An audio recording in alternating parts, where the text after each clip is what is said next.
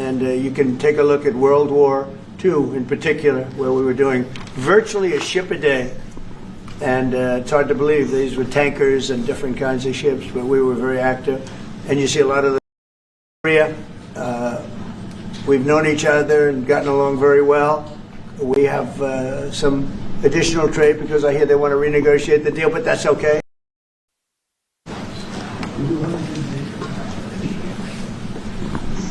Well, that's a big crowd. This is a very large crowd. You get more than most countries, I have to say. This is a very good crowd of the media. It's an honor to be with President Lee of South Korea. We've known each other and gotten along very well. We have some additional trade because I hear they want to renegotiate the deal, but that's okay. I don't mind that.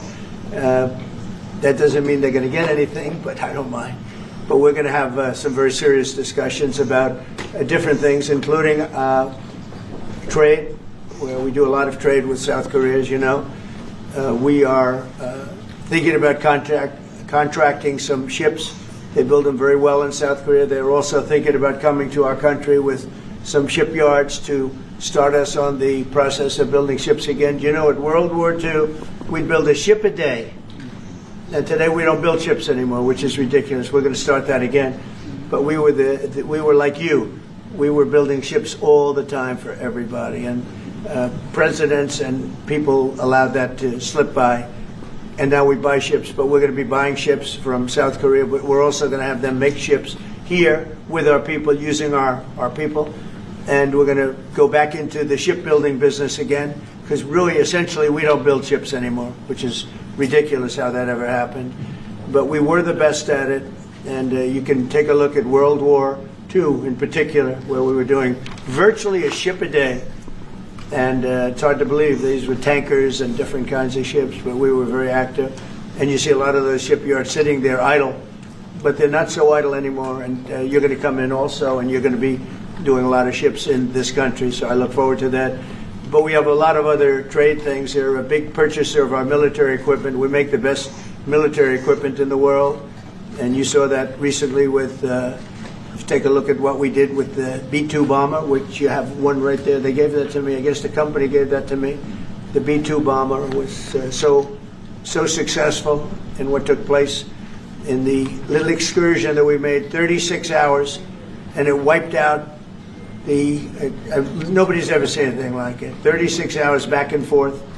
Not a thing went wrong. Not a screw was missing. Not a bolt was missing. Not a plane had not even a little bit of a problem. And we actually had 52 tankers. We had many planes, but you know, you looked at the B-2, the way they handled that. Every single bomb hit its target. So they understand that we make the best military equipment in the world, and South Korea is a big buyer of military equipment. And we're going to talk about that also. And we have many things to talk about, and I look forward to it. And it's a great honor to be with you, and congratulations on your election. That was a big one, and we're with you 100%. Thank you. 네, 이재명 대통령님, 오늘 백악관에 오신 것을 진심으로 환영합니다. 우리 그 양국 정상들 사실 서로 잘 알고 있습니다. 지금까지도 잘 지내고 있습니다.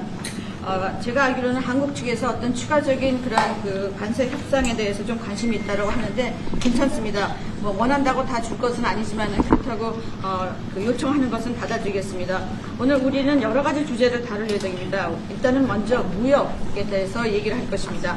한국은 상당한 많은 그런 무역량을 미국과 함께 하고 있습니다. 그 외에 또 선박 계약, 특히 한국은 조선업이 상당히 성공적으로 유지가 되고 있습니다. 그래서 조선소라든지 선박 건조에 대해서 우리는 많은 얘기를 나눌 것입니다. 사실 미국은 제2차 세계대전 때 선박을 하루에 한 개씩 건조하는 그런 굉장히 성공적인 선박업을 운영하고 있었습니다. 그런데 이제 미국은 선박이 굉장히 아주 폐쇄한 그런 상황입니다. 하지만 이제 우리가 한국에서 선박을 구매해야 되겠죠. 그렇지만 앞으로 한국과의 협력을 통해서 미국에서 선박이 다시 건조되기를 바라고 있습니다. 그럼으로써 또 미국의 조선업을 한국과 협력해서 부흥하는 그러한 기회를 갖게 되기 바랍니다. 아까도 말씀드렸습니다만 제2차 세계대전 때 미국은 하루에 한 개 선박을 건조했습니다. 그렇지만 지금 미국의 조선소는 상당히 황폐해져 있는 상황입니다. 그렇지만 한국이 와서 우리가 함께 재건하기 바랍니다. 또 하나 우리가 의논해야 될 일은 군사장비 구매에 대한 것입니다. 미국은 세계 최고의 군사장비를 만듭니다. B2 버머 같은 것은 보셨겠지만 굉장히 성공적이었습니다. 이번에 최근에 그런 작전에서 이 B2 버머가 왕복 36시간을 비행을 했는데 전혀 아무런 문제 없이 임무를 마치고 성공적으로 다시 돌아온 것입니다. 거기에는 또 52개의 탱커도 들어갔습니다. 하지만 어쨌든 그 버머라든지 추격기 최고의 군사장비를 가지고 있습니다. 한국이 이러한 미국의 아주 뛰어난 군사장비를 많이 구매할 것을 기대하고 있습니다. 오늘 다시 한번 이재명 대통령을 백악관에 모시게 된 것을 매우 영광으로 생각합니다. 그리고 그 전에 아주 선거에 이긴 것을 다시 한번 축하드립니다. 감사합니다. 네, 대통령님 감사드립니다. 이렇게 시간을 내주셔서 우리 대한민국 국민을 대표해서 감사 말씀을 드리면서 우리 대통령께서 이 오벌 오피스를 새로 꾸미고 있다는데 정말로 밝고 황금색으로 빛나는 게 정말 보기 좋습니다. 품격이 아주 있어 보이고 미국의 새로운 번영을 상징하는 것 같습니다. Mr. President, let me begin by thanking you on behalf of the Korean people. I would like to thank you for giving your time for today's meeting. And I heard that you recently redecorated the Oval Office, and I would like to say that it looks very bright and beautiful, and it has the dignity of America, and it symbolizes the new future and prosperity of America. 미국을 다시 위대하게 만드는 것이 우리 대통령님의 꿈인데 미국이 다시 위대하게 변하고 있는 것 같고 그게 다우존스 지수에서도 그게 나타나는 것 같습니다. 제가 보니까 사상 최고치를 경신하고 있던데 오늘은 잠깐 조정되고 있지만 아주 훌륭하게 미국이 다시 위대해지고 있는 것 같습니다. I believe that making America great again is your goal, and I believe that that is what is currently taking place in America. And I think the most symbolic thing of that is the Dow Jones Index, which reached a record high recently, although it went down a bit, but it reached a record high. And so I think that America is becoming great again. 말씀하신 조선 분야뿐만이 아니라 제조 분야에서 르네상스가 이루어지고 있고 그 과정에서 대한민국도 함께하게 되길 기대합니다. So I believe that there is a renaissance taking place not only in the shipbuilding sector but also in the manufacturing industry, and I hope that Korea can be a part of that renaissance. 그리고 또 한 가지 제가 꼭 말씀드려야 될 것이 대통령님의 평화를 지키는 기간의 미국의 역할을 넘어서서 새롭게 평화를 만들어가는 피스메이커로서의 역할이 정말로 눈에 띄는 것 같습니다. And one thing that I wanted to say to you is that America's role not as a keeper of peace but a maker of peace is being more is emerging more evidently. 유럽, 아시아, 아프리카, 중동 여러 곳에서의 전쟁들이 이제는 트럼프 대통령님의 역할로 휴전하고 평화가 찾아오고 있습니다. Many wars in Europe, in Asia, in Africa, and in the Middle East are coming to peace because of the role that you are playing. 세계 지도자 중에 전 세계의 이런 평화 문제에 대통령님처럼 이렇게 관심을 가지고 실제로 성과를 낸 경우는 처음으로 보이십니다. So among the many world leaders, I believe that you are the only leader who has made such accomplishments. 그리고 가급적이면 전 세계에서 유일하게 분단 국가로 남아있는 한반도의 그 평화를 좀 만들어 주셔서 김정은과도 만나시고 북한에 트럼프 월드도 하나 지어서 거기서 저도 골프도 칠 수 있게 해주시고 그래서 전 세계가 인정하는 정말 세계사적인 평화의 메이커로서의 역할을 꼭 해주시기를 기대합니다. And I would like to mention that the only remaining divided nation in the world is the Korean Peninsula, and I would like to ask for your role in establishing peace on the Korean Peninsula. So I look forward to your meeting with Chairman Kim Jong-un and construction of a Trump Tower in North Korea and playing golf at that place. 아마 기다리고 있을 것 같습니다. 다시 한 번만. 네, 기다리고 있을 것 같습니다. So I believe he will be waiting for you. 그리고 마지막으로 든든한 한미 동맹을 기반으로 대한민국이 성장 발전해 왔고 앞으로도 이 한미 동맹을 군사 분야뿐만이 아니라 경제 분야 또 다른 과학 기술 분야까지 다 확장해서 미래형으로 발전시켰으면 좋겠습니다. Korea was able to attain economic growth and development through our ironclad alliance. And going forward, I hope to develop our alliance into a future-oriented alliance that encompasses areas not only limited to security, but also the economy and science and technology. 대한민국 국민들은 트럼프 대통령님에 대해서 정말로 큰 기대를 가지고 있다는 말씀을 드리면서 다시 한번 이런 시간 내주셔서 감사드립니다. The Korean people have great expectations for you, Mr. President. Thank you once again for your time. Well, thank you very much. It's an honor to be with you. I will say that Kim Jong-un and I had a very good relationship, as you remember, and still do. And when I came in, I didn't know him. We had 2 summits, but we became very friendly. Respect. It was great respect. And it was not going to be that way had Hillary Clinton won the election. It would have been a disaster. But we think we can do something in that regard with respect to North and South, and I think you are much more prone to doing that than other leaders that I've been working with from South Korea. And we'll work on that. I think it's very good to work on that. If you remember, you were doing the Olympics, and there was a great time of hostility with North Korea, and you weren't selling tickets because nobody wanted to be blown up in the stadium during the opening ceremonies, right? And you were not selling tickets. And I was also at my formative stage with North Korea and Kim Jong-un, and we were a little bit going at it about Rocket Man, Little Rocket Man, everything back and forth, and it was really nasty. And then I got a call one day, and they wanted to get together, they wanted to talk, and we started talking. And then he said really brilliantly, he said, you know, the Olympics is going to be opening very soon, and we'd like to be a part of it. They actually put teams in it. You got along great. And by the way, immediately upon that phone call, you started selling tickets, and it turned out to be a tremendous success. So it went from being empty stadiums because people were afraid to go, because it was a target potentially, to a great success. And I was very proud of that. You had one of the most successful Olympics, and now we have the Olympics coming to the U.S., so we're very happy about that. But that was a great honor to get involved and make the Olympics so successful. 네, 대단히 감사합니다. 다시 한번 모시게 돼서 영광이라고 말씀드리겠습니다. 제가 김정은 위원장과 굉장히 좋은 관계를 가지고 있습니다. 그리고 현재도 매우 좋은 관계가 있습니다. 내가 처음에 취임하고 난 다음에 2번의 정상회담을 김정은 위원장과 함께 했고 상당히 친해졌고 또 더 중요한 것은 둘 다 존경심을 서로에게 가지고 있다는 것입니다.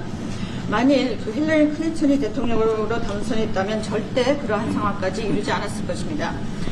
제가 보기에는 이재명 대통령께서 한국의 어느 지도자보다도 북한에 좀 더 문제를 해결하고자 하는 의지가 있는 그러한 대통령이라고 생각합니다. 그래서 어쩌면 우리가 함께 노력한다면 어느 정도 진전이 있을 수도 있겠습니다. 사실 그 한국에서 올림픽이 열렸을 때 북한 때문에 많은 사람들이 올림픽 표를 사지 않는 그런 현상이 생겨났었습니다.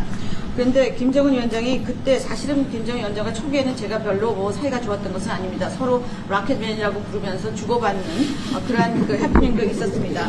그런데 어느 날 통화를 시작하게 되었고 통화를 하면서 그가 얘기를 했습니다. 한국에서 올림픽이 곧 열리는데 우리 그 북한도 참가하겠다. 그렇게 얘기를 했습니다. 그리고 그 통화 직후에 올림픽표가 많이 팔리기 시작했습니다. 그리고 한국의 올림픽은 올림픽 역사상 가장 성공적인 올림픽으로 지금 기록되고 있습니다. 또 우리 미국도 곧 올림픽을 주최할 예정입니다. 그래서 우리도 미국에서 성공적인 그런 올림픽을 주최할 계획을 가지고 있습니다. 김정은 위원장 말씀을 하셔서 그런데 사실 대통령님 덕분에 이 북한하고 이 한반도 관계가 매우 안정적이었습니다. 그런데 사실 그 이후 대통령께서 미국 정치에서 잠깐 물러서 있는 그 사이에 사실은 북한의 미사일도 많이 개발됐고 핵폭탄도 많이 늘어났고 진척된 것도 없이 한반도 상황은 정말로 많이 나빠졌죠.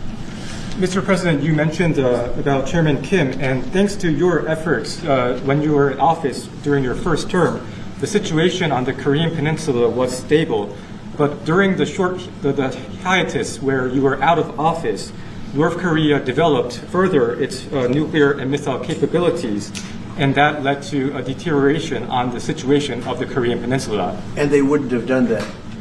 They would not have done that if I were president. That 내가 was not going to 만약에 happen. 대통령이 당선되었다면 그런 일이 일어나지 않았을 것입니다. 전적으로 공감합니다. I completely agree with you. 그래서 지금 얼마 전에 김여정이 미국과 저를 비난하는 발언을 할 때도 대통령과 김정은 위원장의 특별한 관계에 대해서는 의심하지 않는다 이런 표현을 했습니다. 기다리고 있다는 뜻으로 보여졌습니다.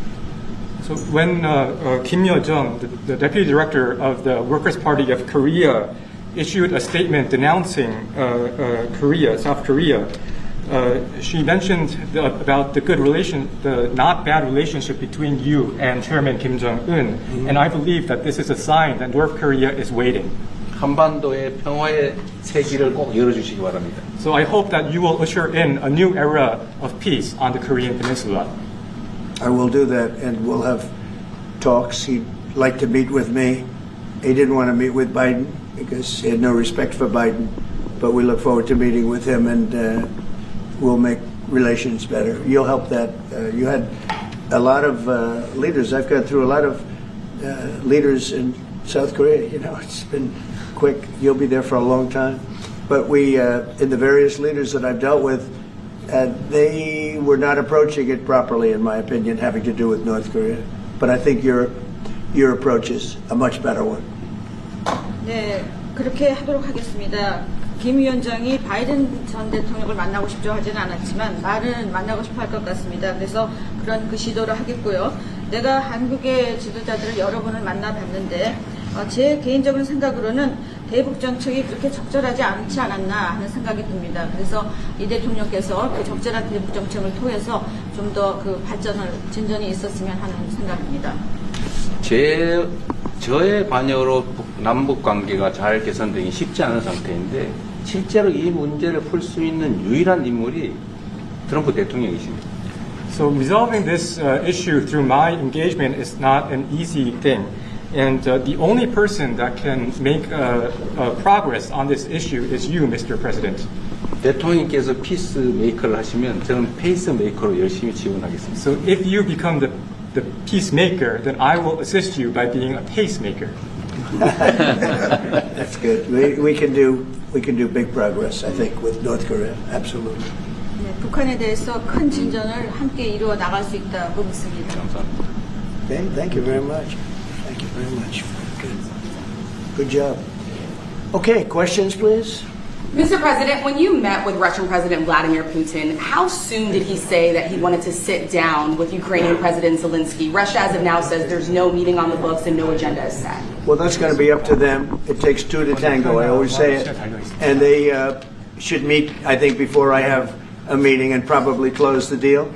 But I think it's appropriate they meet. They do not exactly get along well, as you can understand. And I'm sure it's a meeting that perhaps he didn't like. But he wasn't happy about coming to the United States either. That was a big concession, and I appreciate the fact that he did. You know, I've always had a very good relationship, despite a fake Russia haunt that we had. But we've always had a great relationship, very good relationship, strong relationship with Russia. That's a good thing, not a bad thing, by the way. That's a very good thing. And it's good to get along with Kim Jong-un, and it's good to get along with everybody, including President Lee. It's good to get along, and I get along with the foreign leaders. You see that with the biggest group of foreign leaders that we've ever had. Don't forget the European Union was here also representing a large group of countries just recently. So I believe that we're going to get that war straightened out. We're going to get it done. I don't know that they'll meet. Maybe they will. Maybe they won't. They'd like me to be at the meeting. I said, you guys ought to work it out. It's between you. It's not us. Now, in the meantime, we're not spending any money on, as you know, on Ukraine. We're selling military equipment to NATO. NATO now is taking in, excuse me, NATO now is taking in a large amount of money from the countries. They're taking in 5% of GDP versus 2%. They're paying the 5%. They never paid the 2%, most of them, or a lot of them. NATO has a lot of money. We are selling military equipment to NATO at full price. And NATO's distributing that equipment to wherever they are. I mean, perhaps to Ukraine. So NATO's working with Ukraine. Biden was giving hundreds of billions of dollars, just willy-nilly, just giving money. He had no idea where it was going. It was terrible what was happening. So we're not involved anymore in terms of the cost. We're in for $350 billion. As you know, I also got the rare earth deal done with Ukraine, which was worth much more than the $350 billion. But I'm not interested in the money so much, even though we've done a great job in that regard. I'm not interested in that. I'm interested in stopping a war where last week 7,109 soldiers died, both Russian and Ukraine. It's such a waste of life and humanity. They're not from this country. They're not from any other country other than Ukraine, for the most part, other than Ukraine and Russia. But it's a very important thing to me to stop it. I stopped 7 wars that were raging, one for 31 years, the Congo, and as you know, Rwanda, one for 35 years. I don't have to go into them. You know the list better than I do. But we stopped a lot of wars, including, you think about it, India and Pakistan, which was probably 2 weeks away from being a nuclear war. They were shooting down airplanes all over the place.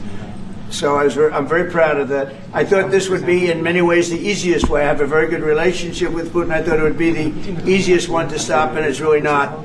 It's very complex. It's very personal from their standpoint. There's tremendous dislike personally between the two men, and we're going to have to straighten that out. But I would like to see them meet first. They'd like me to be there. I may be there. I may not. I'll see. But I wanted them to work out their differences first, because it is ultimately between them. And when that happens, I think we'll get an end. Mr. President, maybe they meet, maybe they don't. How long are you willing to let this play out? And if they don't meet, will there be consequences? And how soon for Russia? Yeah, there could be very big consequences, but we'll see what happens. There might be very big consequences, because this is something that has to end. This war would have never taken place, and for 4 years it didn't take place. But if I were president, this war would have never taken place.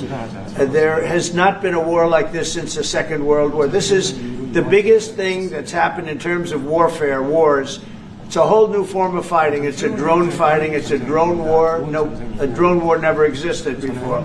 And we're actually studying it from the standpoint of Pete Hegseth and everybody. We're studying it and studying it very carefully. This is a whole new form of war, but it's a violent war, and there has been nothing like this since the Second World War.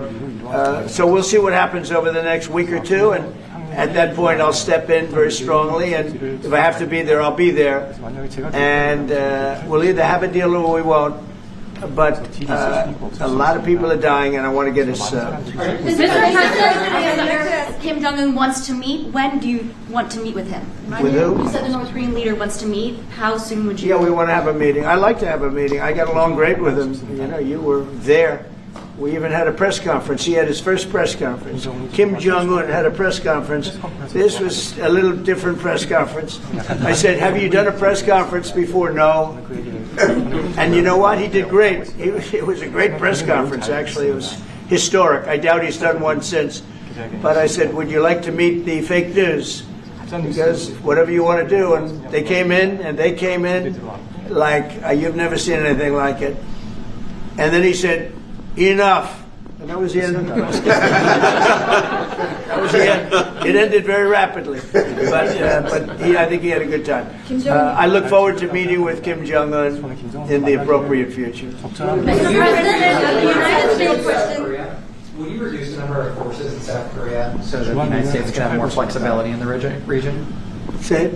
Would you consider reducing the number of U.S. forces in South Korea so that the United States can have more flexibility Well, I don't want to say that now, because we've been friends and we're friends. And look, we have a lot of people over there. We have over 40,000 troops in South Korea. As you know, South Korea agreed to pay for that during my last term. And then when Biden came in, they complained to Biden that I wasn't a nice person, and he agreed not to pay. He gave up billions of dollars. We were getting paid billions of dollars. But then Biden ended that for whatever reason. It's unbelievable that he did. But we have a very good relationship militarily. They would say, but we gave you land. I said, no, you didn't. You lease us land. There's a big difference between giving and leasing. And maybe one of the things I'd like to do is ask them to give us ownership of the land where we have the big fort. You know, we spent a lot of money building a fort. And there was a contribution made by South Korea, but I would like to see if we could get rid of the lease and get ownership of the land where we have a massive military base.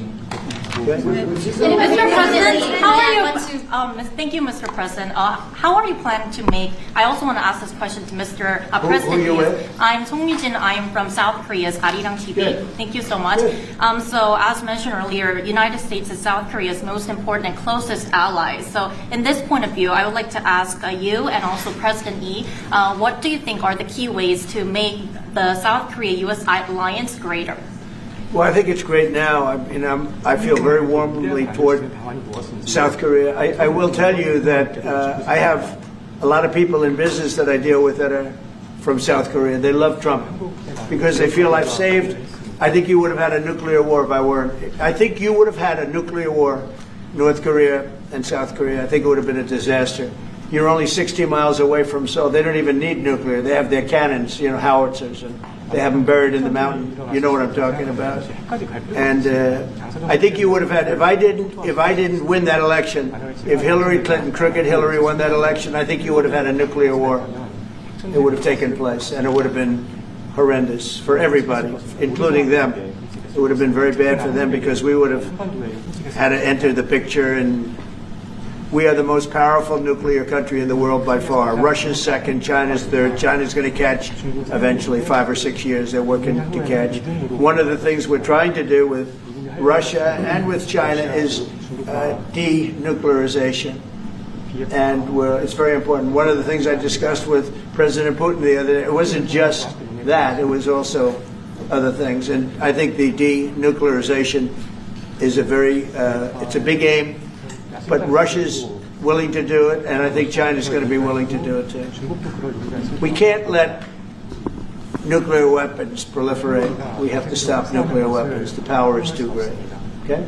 Thank you. Mr. President, I'd like to ask you further question about South Korea and U.S. alliance. I'm Anna from the Korea Times. Good. And I'd like to ask you about the trade deal that's on the table. Yeah. You mentioned about the shipbuilding industry, and President Lee mentioned about the manufacturing industry. And what other areas or sectors that you intend to focus on this trade deal? Because Korea is bringing in many investments and create jobs as well. So I'd like to know the opinions of both, how to get a beneficial outcomes for both countries through this deal. Well, we're going to get along great because we really sort of need each other. We love what they do. We love their product. We love their ships. We love a lot of the things that they make. And they love what we have. We're dealing with them on Alaska having to do with the oil. You need oil and we have it. So we have a big advantage in that way. We have more oil and gas and coal and energy than any other country in the world by far. No, for whatever reason, God was very good to us. He gave us the greatest. We didn't use it. We started to use wind. Wind doesn't work. They started to use solar panels that took over the land all over the Midwest, where the farmers said, what happened to my land? They'd have a 10-mile by 10-mile solar field that they couldn't farm. The most valuable land, farming land in the world, probably the most vibrant in the world. And they put solar plants all over the place. It's ridiculous. Big, massive black fields of solar that all comes out of China, or plastic, all comes out of China. But we have the greatest amount of energy in the world, and we're dealing with South Korea, as you know, in Alaska, and we're going to be making a deal, a joint venture with South Korea. Japan is involved also, very strongly involved. So we have Japan and South Korea, and we're actually the closest. It seems like quite far away, Alaska, but actually it's right up the little ocean, right up the little Pacific Ocean. It's actually pretty close, relatively speaking. But we have more oil and gas and coal than any other nation in the world by far, and we're going to use it. And that's the thing that South Korea, I think, most wants from us, I would think. Would you go back to the DMZ to meet with the North Korean leader? Say it. Would you go back to the DMZ to meet with the North Korean leader? I loved it. Remember when I walked across the line and everyone went crazy? Especially Secret Service, I would say they were going. And I looked into those windows, the windows, the glass, that you could only see if you looked direct, because there was all sorts of stuff. But I looked in and I saw more rifles pointing at me than you could. There were a lot of rifles in that building. The Secret Service was not happy. You know the buildings I'm talking about? The two blue buildings on each side. And I walked up the middle and I looked in the window and I saw more guns in that room than I've ever seen in my life. I looked at the other side and it was the same thing. And yet I felt safe. I felt safe because I have a great relationship with Kim Jong-un. I hope it stays that way. I think it will. I have a very good relationship. I understand him. I spent a lot of free time with him talking about things that we probably aren't supposed to talk about. And, you know, I get along with him really well. I think he has a country of great potential, tremendous potential. Is it possible to meet him this year or maybe next year? Well, I'm meeting a lot of people. I mean, it's hard to say that, but I'd like to meet him this year. President Xi would like me to come to China. It's a very important relationship. As you know, we're taking a lot of money in from China because of the tariffs and different things. And it's a very important relationship. We're going to get along good with China. I hear so many stories about we're not going to allow their students. We're going to allow their students to come in. We're going to allow. It's very important. 600,000 students. It's very important. But we're going to get along with China. But it's a different relationship that we have now with China. It's a much better relationship economically than it was before. With Biden, boy, what he allowed that, I mean, they just took him to the cleaners. You know the expression? They took him to the cleaners. I'm sure they have an equal expression in South Korea, but they took that guy out for a ride like nobody's ever been ridden before. Terrible.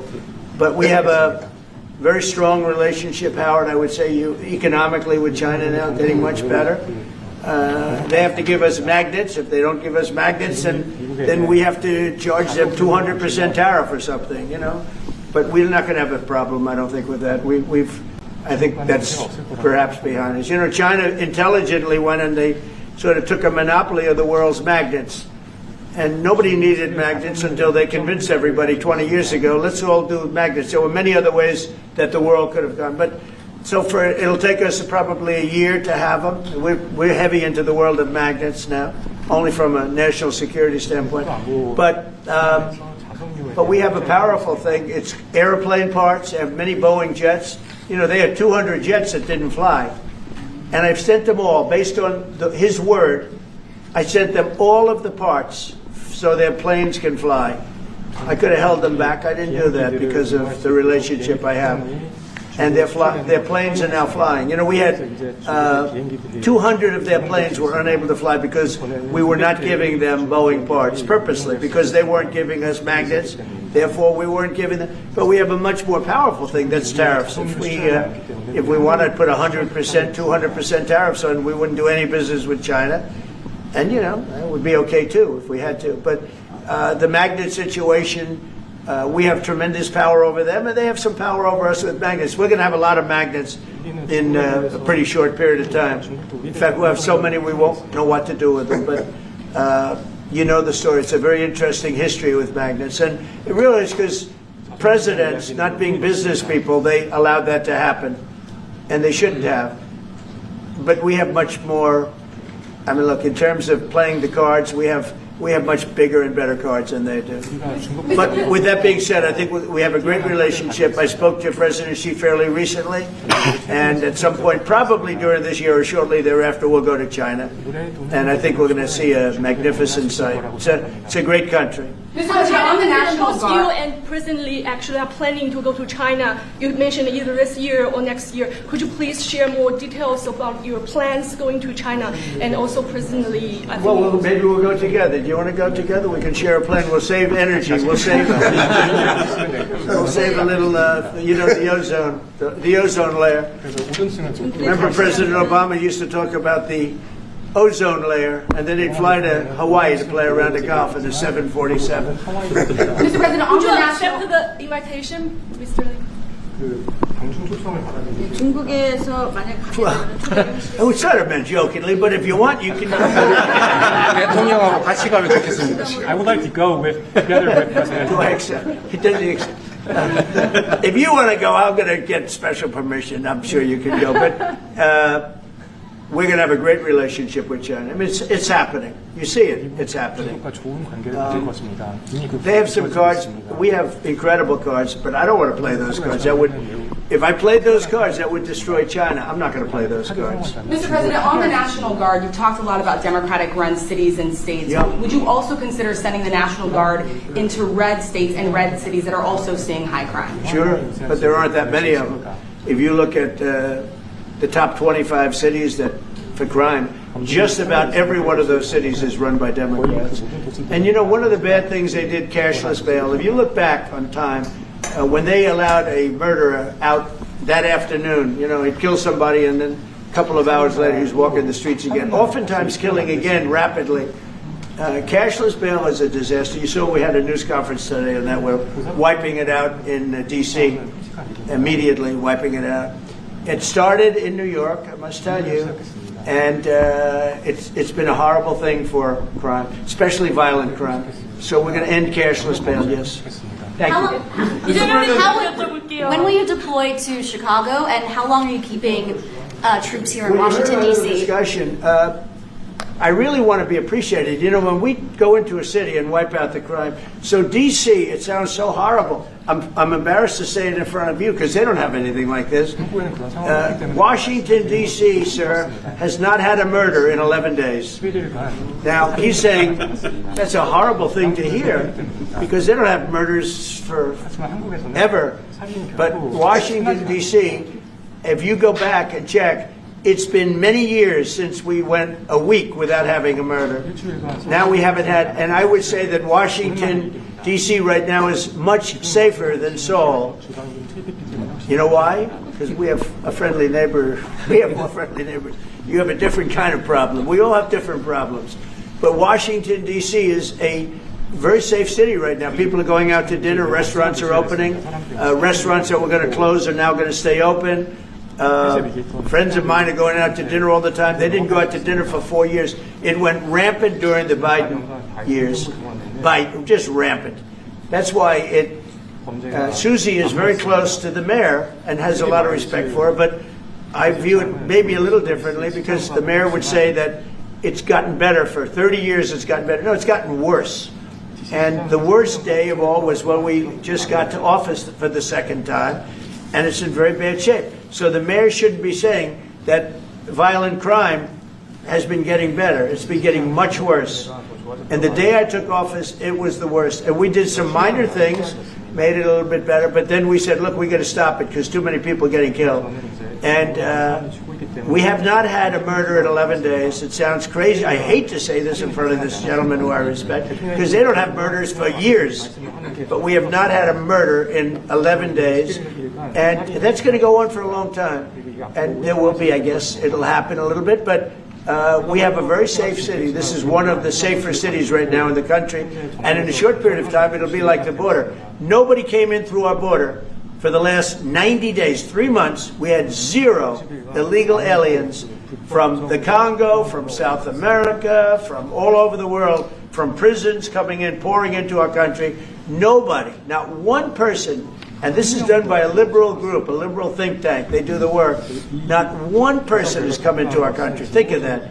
It's been amazing. And I didn't have to go back to Congress and ask.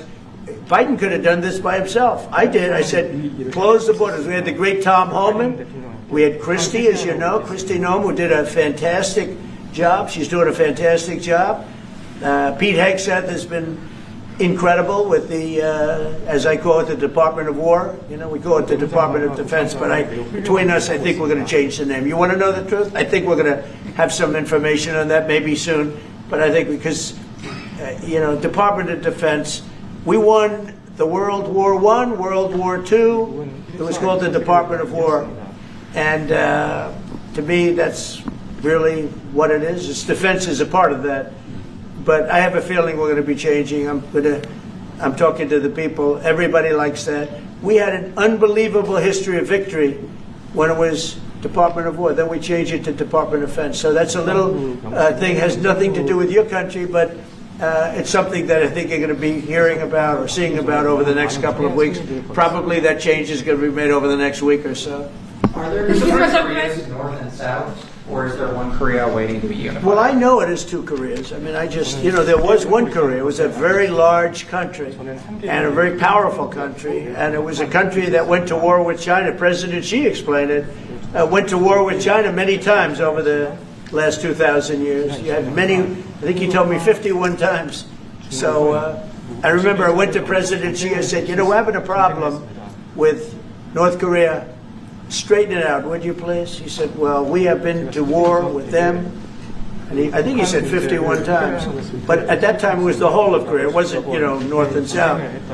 And after he explained it, I said, all right, not going to be that easy. I guess you're right. But, you know, you had one Korea, and it was a very big, powerful nation. Now you have two big, powerful nations, but you have essentially a wall in between. Mr. President, elaborate comments, the post and comments you made on South Korea early this morning, like raids on churches, going into U.S. military base, purge, revolution. How do you think about it? 이재명 대통령께도 질문드리겠는데요. 저희가 이제 빛의 혁명이나 이게 내란 사태 극복하는 과정에서 이런 문제들이 좀 Right, I heard from Intel. 그 부분 설명해 주시면 좋겠습니다. I heard from Intel that there was a raid on churches. We're going to talk about that later. I haven't spoken about it yet, but when we meet. And, you know, that would be too bad if that's the case. But I did hear that from Intel, that there was a raid on churches, closing some churches. So we'll talk about that later. I could ask you now if you want. Mr. President, what conversation? Wait a minute, please. If you'd like. Because it didn't sound to me like South Korea. 간단하게 말씀을 드리면 지금 대한민국은 아시는 것처럼 친위 쿠데타로 인한 혼란이 이제 극복된 지 얼마 안 된 상태고 그 내란 상황에 대한 국회가 임명하는 국회가 주도하는 특검에 의해서 사실 조사가 진행 중입니다. 물론 저의 통제하에 있지는 않지만 하여튼 대한민국 검찰이 하는 일은 검사가 하는 일은 팩트 확인, 팩트 체크인데 미군을 직접 수사한 게 아니고 그 부대 안에 있는 한국군의 통제 시스템이 어떻게 작동했나를 확인한 것 같습니다. 나중에 좀 더 자세히 설명을 드리도록 하겠습니다. So it hasn't been long since Korea has overcame the political turmoil following the self-coup by the former president. Currently, there is a fact-finding investigation by a special prosecutor that was appointed by the National Assembly. And this special prosecutor... Is his name Deranged Jack Smith, by any chance? They took him from our country. They put Deranged Jack. He's a deranged, sick individual. But go ahead.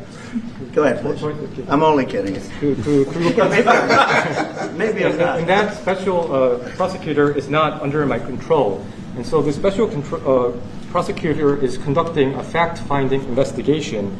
And I would like to explain about what you said about U.S. bases. They did not conduct a search and seizure of American bases, but they looked into the chain of command and the control system of the Korean military.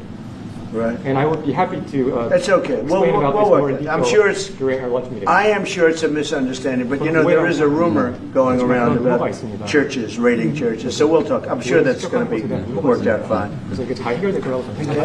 Yeah, please go ahead. Mr. President, what conversations have you had with Israeli Prime Minister Benjamin Netanyahu about what is going on in Gaza? There was a UN-backed report that said there was a famine in Gaza. Based on what you know and what you've been briefed on, do you agree with that? So, I mean, I deal with Bibi Netanyahu quite a bit, and we had great success, obviously, in Iran. We knocked out their nuclear threat. That would have been a horror show having them have a nuclear weapon. They would have used it, too. We did very well there. Right now, they're talking about Gaza City. There's always talking about something. At some point, it's going to get settled. And I'm saying you better get it settled soon. You have to get it settled soon. And that means, you know, nobody can forget October 7th. People forget October 7th. That was one of the most brutal. I've seen some terrible things, some brutal things. That was about as bad as it gets. And nobody can forget that. With that being said, it's got to get over with. It's got to get over with because between the hunger and all of the other problems, worse than hunger, death, pure death, people being killed. And, you know, I'm the one that brought back the hostages, and I did it with that gentleman right there, Steve Witkoff, and with Marco. All of us, the whole team, we worked together. Even the trade people worked on it with us. And we brought back a lot of the hostages. Now we're left with, would you say 20, Steve, or would you say it's less than 20? I hope it's 20. And he hopes it's 20 because some could be dead. That's what he means, I assume. Yes. So we have 20, but there's rumors that some could be dead. It's a terrible situation over there. Terrible, terrible situation. But it's coming to a head. It's coming to an end. We are sending, we sent $60 million of food over there just recently.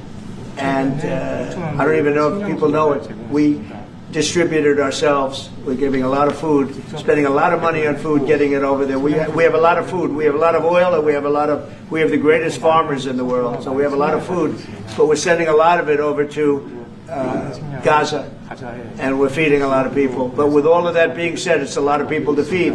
And I think that we will have, I think within the next 2 to 3 weeks, you're going to have pretty good conclusive ending. And it's a hard thing to say because they've been fighting for thousands of years. If you want to know, that's been a hotbed forever. But I think we're doing a very good job. But it does have to end. But people can't forget October 7th either. Do you plan to attend APEC summit to be held in Korea? A summit in South Korea? Yes, South yeah, Korea I'd love in to. November. I'd love to. Last time I spoke in front of your parliament, and I love doing that. Beautiful respect they had for our country, and a beautiful room. I remember how beautiful it was, and I enjoyed doing it. No, I could see going. I think I'm going for a trade meeting to South Korea pretty soon. You're hosting a trade meeting. So I can sneak away from that trade meeting and we'll go and do something for the president if he'd like me to do that, okay? But so we'll be going there fairly soon. You know about that? If you attend, then it's a good chance to meet up Kim Jong-un again, or maybe Xi Jinping. Then how do you think of it? You mean set them up together? Yes. That'd be interesting. We'll arrange a meeting between you and Kim Jong-un. Would you like that?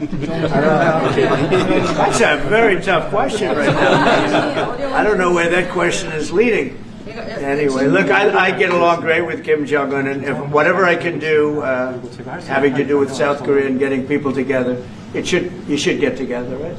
Mr. President? Yes, ma'am. Look at that beautiful smile. Yeah. And then she'll turn out to be the worst one in the room. Can I ask about Masca project? Masca project. Shipbuilding. Yeah. Oh yeah, sure. Yeah. We're going to do that. Yeah. I think we're going to do that very strongly. We're going to have a big, within a period of, it takes a while. That's a hard one to start. Some companies you can start easily. Shipbuilding's a tough one to start, but we'll be doing that. Now, with that being said, we make the best submarines anywhere in the world. We make submarines. We're 25 years ahead of anybody else in submarines. So we do that, we do that. But we really gave up the shipbuilding industry foolishly many years ago. But we're gonna start it up again. We're gonna be making our own ships again soon. Okay, how about one or two more? Mr. President, have you been briefed on the search of John Bolton's home and office from Friday? Have you been briefed on that? I have not been briefed. No, I read it just like you did. I was never a fan of his. I thought he was stupid. I thought he was, a guy that only wanted to go into war. He liked killing people. I thought he was essentially a bad guy, but I'm not involved in that. No, you'd have to ask Pam Bondi about that. Are more raids like that coming, sir? Are more raids like the one on John Bolton's house coming? More raids? I don't know. You'd have to ask the Department of Justice. They raided my house, I can tell you that. They did a big raid on my house. They took away everything that wasn't pinned down, and they took away some of that too. No, they raided Mar-a-Lago. They started that. These were bad people that we had in our government before. They raided Mar-a-Lago. They went into my wife's area. They went into my son's area, my young son. And what they did was a disgrace. But how did it work out? I see. We're in the overall. I guess it didn't work out too well for them, did it? They are bad people. They're sick. They're sick people. And they came in with their guns into Mar-a-Lago, like 98 people. I wasn't there. Fortunately, I wasn't there.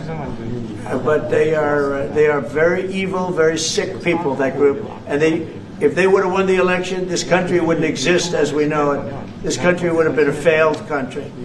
And now it's the hottest country anywhere in the world by far. We are the hottest country in the world by far. Okay. Mr. President? Yes, sir. Yeah. President Lee met with the Japanese Prime Minister before this summit. That's good. So, is there something to discuss regarding the cooperation among South Korea, U.S., and Japan? I think so. Look, Japan is a great ally of us, and I had a little bit of a hard time getting you two together because you're still thinking about comfort women, right? Comfort women. That's all they wanted to talk about was comfort women. And I thought that was settled a few times over the decades. But there is an overlapping problem with that. Perhaps I'm wrong in saying it. Perhaps this isn't right, but the whole issue of the women, comfort women, very specifically, we talked, and it was a very big problem for Korea, not for Japan. Japan wanted to go. They want to get on, but Korea was very stuck on that. You understand? So I don't know. Perhaps you'd like to answer. It's a good question.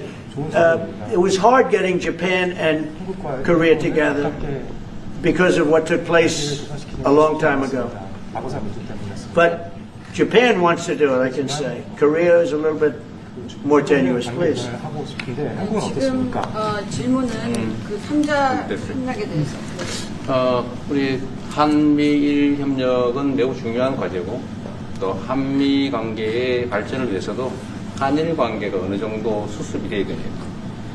Trilateral cooperation among Korea, the U.S., and Japan is very important, and better Korea-Japan relations is also important for the Korea-U.S. relationship as well. 그래서 대통령께서 한미일 협력을 매우 중시하고 계시기 때문에 제가 대통령을 뵙기 전에 미리 일본과 만나서 대통령께서 걱정하실 문제를 다 미리 정리했다 이렇게 생각해 주시면 좋겠습니다. Because I know that President Trump, that you put emphasis on trilateral cooperation, right. I made a visit to Japan before coming to the U.S. to settle the difficult issues that we have.